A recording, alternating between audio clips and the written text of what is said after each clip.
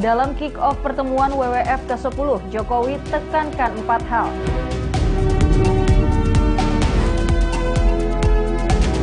Ayah Brigadir Yosua sebut putusan hakim dalam sidang vonis adil. Gubernur Jawa Barat Ridwan Kamil optimistis pemilu 2024 bisa berjalan kondusif.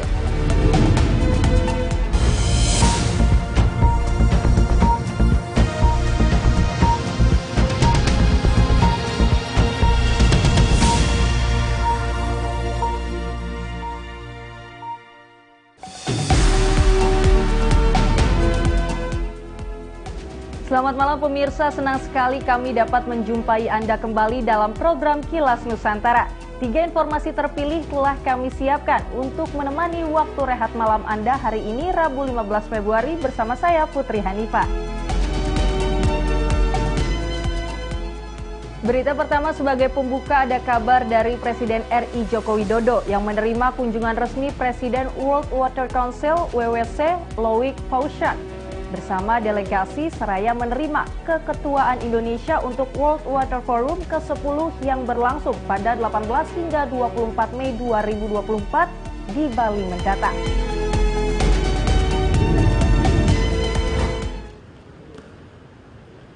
Presiden Joko Widodo menerima kedatangan Presiden World Water Council Loic Paushan di Istana Kepresidenan Jakarta Rabu 15 Februari.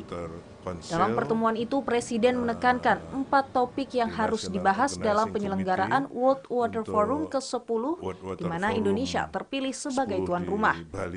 Salah satunya adalah kebutuhan air untuk manusia dan lingkungan. Menurut Kepala Negara, keberlanjutan sumber daya air menjadi isu yang sangat mendesak bagi dunia. Presiden mengatakan kebutuhan air dunia meningkat tajam sejalan dengan pertumbuhan penduduk, peningkatan produksi pangan, dan juga industri. Jokowi juga mengatakan ketersediaan air yang berkualitas dan berkelanjutan semakin sulit akibat degradasi lingkungan dan perubahan iklim. Oleh karena itu, kerjasama semua pihak dibutuhkan untuk menangani krisis air. Di tengah laju pertumbuhan penduduk dan perubahan iklim sekarang ini, saya ingin menegaskan beberapa agenda penting yang harus diprioritaskan. Upaya konservasi air, ketersediaan air bersih dan sanitasi, ketahanan pangan dan energi, serta mitigasi bencana alam berupa banjir dan kekeringan. Agenda-agenda tersebut harus menjadi kerja bersama. We'll try to deliver new kind of solutions, new kind of response, which could allow us to increase the access to water of billions of people. When I say water, it's water and sanitation. So thank you to Indonesia for her expertise and for a very warm hospitality. Pengelolaan sumber daya air secara efisien dan terpadu, lanjut Presiden Joko Widodo, merupakan agenda yang harus dikerjakan bersama agar air bisa dikelola dan bisa dimanfaatkan untuk kemakmuran bersama. Tim Kantor Berita Antara mewartakan. Selanjutnya pemirsa, ayah Brigadir J menilai majelis hakim bijak dalam mengambil keputusan karena vonis yang dijatuhkan kepada 5 terdakwa pembunuhan berencana putranya tersebut dinilai telah adil. Dan silakan berdiri. Samuel Huta Barat, ayah dari korban pembunuhan berencana Brigadir Nofriansyah Yosua Huta Barat, menilai Majelis Hakim Pengadilan Negeri Jakarta Selatan telah memberikan hukuman yang adil bagi semua terdakwa. Samuel menyebut hakim telah memberikan hukuman bertingkat sesuai dengan besarnya kesalahan maupun peran para terdakwa dalam pembunuhan putranya. Vonis itu jauh lebih baik dari tuntutan dari Jaksa Penuntut Umum pada Januari lalu. Pada Rabu 15 Februari, terdakwa Richard Eliezer divonis hukuman 1,5 tahun penjara, lebih ringan dari tuntutan jaksa, yakni 12 tahun penjara. Di dalam perkara ini, hukuman terhadap terdakwa semua akan seperti anak tangga, dari atas sampai ke bawah. Artinya bertingkat-tingkat, tidak sama seperti yang dituntut oleh jaksa penuntut umum. Di waktu itu kan ada 8 tahun 3 orang secara berjemaah dari malam ini. Majelis hakim sangat bijak, sangat arif di dalam menentukan tuntutan atau dakwaan yang diputuskan. Dalam sidang vonis yang digelar mulai Senin 13 Februari 2023, terdakwa Ferdi Sambo dijatuhi hukuman mati dari sebelumnya tuntutan penjara seumur hidup. Sementara istrinya Putri Chandrawati dihukum 20 tahun penjara dari sebelumnya 8 tahun.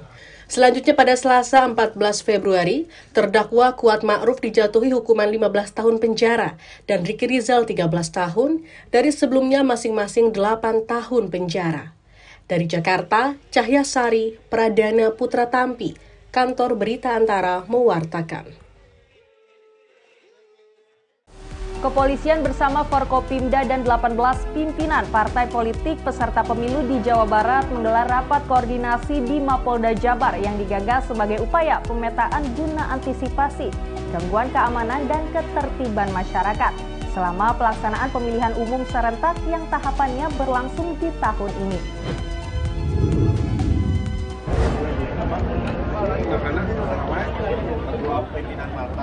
Kepolisian daerah Jawa Barat menggelar rapat koordinasi terkait tahapan pemilu serentak yang dihadiri Gubernur Jawa Barat Ridwan Kamil, Forum Komunikasi Pimpinan Daerah, serta perwakilan dari 18 partai politik peserta pemilu di Jawa Barat Rabu 15 Februari. Kapolda Jawa Barat, Irjen Pol Suntana menjelaskan pihaknya tengah memetakan potensi kerawanan di daerah, serta merumuskan bentuk antisipasi gangguan keamanan saat pelaksanaan pemilu serentak, yang tahapannya akan dimulai tahun ini. Polda Jabar bersama instansi terkait, soliditas yang ada seluruhnya sudah menginventarisir berbagai kerawanan di setiap tahapan. Dan kami mencarikan pola-pola langkah untuk mencegah kerawanan itu berkembang menjadi gangguan keamanan.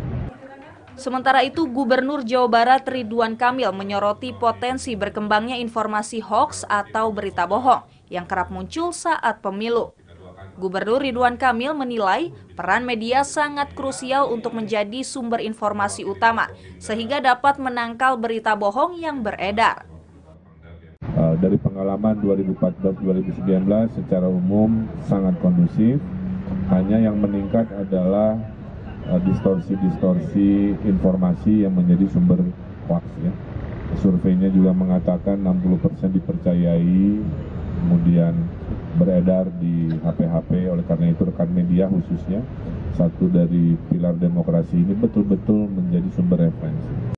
Rapat koordinasi melibatkan Forkopimda dan partai politik ini akan digelar secara rutin sebagai wadah komunikasi untuk menjaga pemilu tetap kondusif. Pelaksanaan tahapan pemilu di Jawa Barat rencananya akan berlangsung mulai Mei mendatang, diawali dengan penetapan daftar pemilih tetap oleh Komisi Pemilihan Umum Jawa Barat. Dari Bandung, Jawa Barat, Mardian Syah Al-Afghani, Kantor Berita Antara mewartakan. Itu tadi akhir dari Kilas Nusantara hari ini. Kami akan kembali menyapa Anda esok hari pada Kilas Nusantara siang pukul 13 waktu Indonesia Barat. Berita terkini lainnya juga dapat Anda akses melalui laman antaranews.com, kanal YouTube Antara TV Indonesia, dan saluran UCTV Antara, serta 124 di IndiHome. Terima kasih dan sampai jumpa.